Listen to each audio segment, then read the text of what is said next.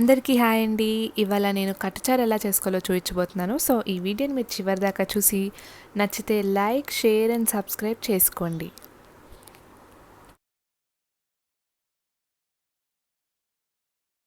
మెత్తగా ఉడికించిన కందిపప్పుని ఒక కప్పు తీసుకున్నాను. ముందుగా ఒక గిన్నె తీసుకొని అందులో ఒక 2 గ్లాసెస్ వాటర్ పోసుకోండి.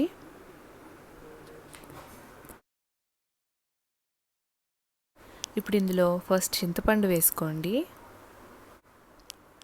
దాని తర్వాత నేను తీసి పెట్టుకున్న ఎండుమిరపకాయలు కూడా వేసేసుకోండి. దాని తర్వాత కొద్దిగా కరివేపాకు ఇంకా కొత్తిమీరని కూడా వేసేసుకోండి. ఇప్పుడు ఇందులో ఒక చిన్న టమాటోని కట్ చేసి పెట్టుకుని వేసుకుంటున్నాను. ఇప్పుడు ఒక స్పూన్ జీలకర్ర వేసుకోండి.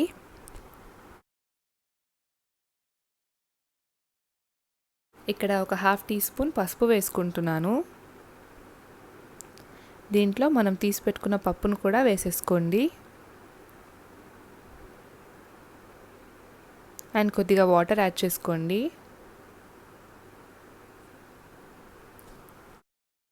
అండ్ కొద్దిగా ఆయిల్ వేసుకోండి. అండ్ సరిపడ ఉప్పు కూడా వేసేసుకోండి. దీన్ని ఒకసారి బాగా మిక్స్ చేసుకొని మీడియం ఫ్లేమ్లో ఒక 5 to 7 minutes బాయిల్ చేసుకోండి. అందులోపల ఒక రోల్ తీసుకొని అందులో ఒక 10 నుంచి 15 వరకు మిరియాలని వేసుకొని దాన్ని దంచుకోండి. ఇక్కడ నేను కొద్దిగా ఎల్లిపాయలు తీసుకున్నాను. ఎల్లిపాయలు ఎక్కువ ఉంటేనే బాగుంటుంది. కొద్దిగా వేస్తూ దంచుకోండి. ఇలా పేస్ట్నే చేసేసుకోండి. దీన్ని ఒక ప్లేట్లోకి తీసుకున్నాను.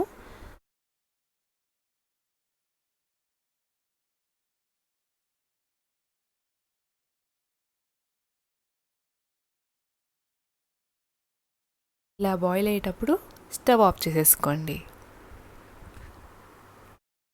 ఇప్పుడు నేను ఒక పోపు గంట తీసుకుంటున్నాను. అందులో ఒక టేబుల్ స్పూన్ వరకు ఆయిల్ వేసుకుంటున్నాను.